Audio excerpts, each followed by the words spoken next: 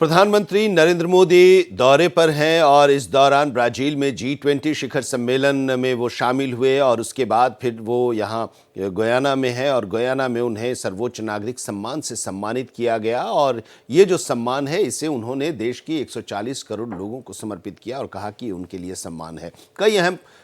विषयों पर चर्चा भी हुई और समझौते भी हुए। इस दौरे को लेकर चलिए जरा विश्लेषण करते हैं। हमारी सहयोगी कोमल शर्मा इस वक्त हमारे साथ जुड़ी हुई हैं। कोमल, प्रधानमंत्री का ये दौरा और काफी खास दौरा, क्योंकि गुयाना की अगर हम बात करें तो गुयाना में 56 साल के बाद भारत का प्रधानमंत्री वहां पर पहुंचे हुए हैं और 10 अहम विषयों पर समझौता उन्होंने किया। स्वास्थ्य के क्षेत्र में, ऊर्जा के क्षेत्र में, फार्मा के क्षेत्र में, कृषि के क्षेत्र में समझौते हुए हैं और काफ़ी सफल ये उनका दौरा माना जा रहा है और वहाँ के सर्वोच्च नागरिक सम्मान से भी उन्हें सम्मानित किया गया। बिल्कुल, देखिए प्रधानमंत्री अभी इन अफ्रीकी देशों के दौरे पर है और कैरिकॉम शिखर सम्मेलन जो है गुयाना में चल रहा है। गुयाना में न सिर्फ उनको सर्वोच्च सम्मान दिया गया, बल्कि इससे पहले भी जो वो अफ्रीकी देशों में जो इस दौरे पर है लगातार उनको सम्मान दिया जा रहा है। यहाँ पर गुयाना के राष्ट्रपति ने उन्हें जॉर्ज टाउन की चाबी भी दी। उन्होंने वहाँ की विशेष संसद जो उसको संबोधित किया और इसके अलावा डोमिनिका में भी डोमिनिका अवार्ड ऑफ ऑनर वहाँ की राष्ट्रपति ने दिया। देखिए आनंद, ये लगातार प्रधानमंत्री नरेंद्र मोदी को इस दौरे पर लगातार ये सम्मान मिलना, ये गार्ड ऑफ ऑनर मिलना, ये इस बात को दर्शाता है कि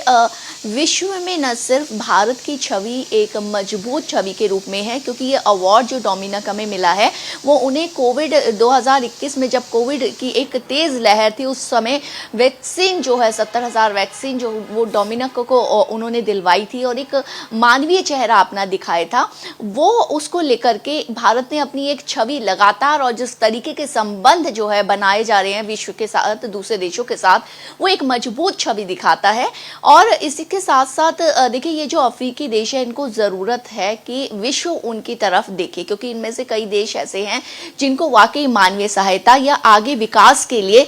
जो मजबूत देशों की है वो ज़रूरत है। और प्रधानमंत्री नरेंद्र मोदी जो 56 साल बाद भारत से कोई प्रधानमंत्री गए हैं वहाँ गुयाना में, तो प्रधानमंत्री वहाँ पहुँचे हैं और ऐसे में उनको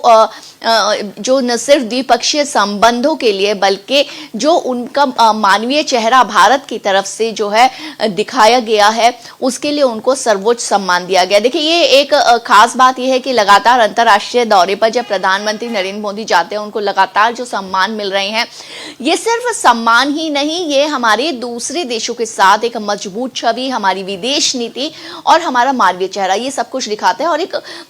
जिस तरीके से एक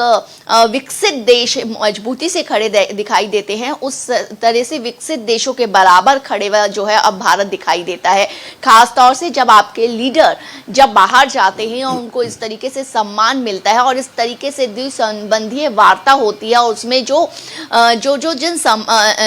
जिन शर्तों पर या जिस तरीके के संबंध व्यापार के तौर पर हो या कोई और हो, उन संबंधों पर जब बातचीत होती है तो वो एक मजबूती के साथ जो है हम खड़े हुए दिखाई देते हैं। तो ये न सिर्फ पड़ोसी देश बल्कि दूर के ऐसे देश भी जो आज मजबूत भी हैं और जो मजबूत नहीं है जिन्हें सहायता की जरूरत है,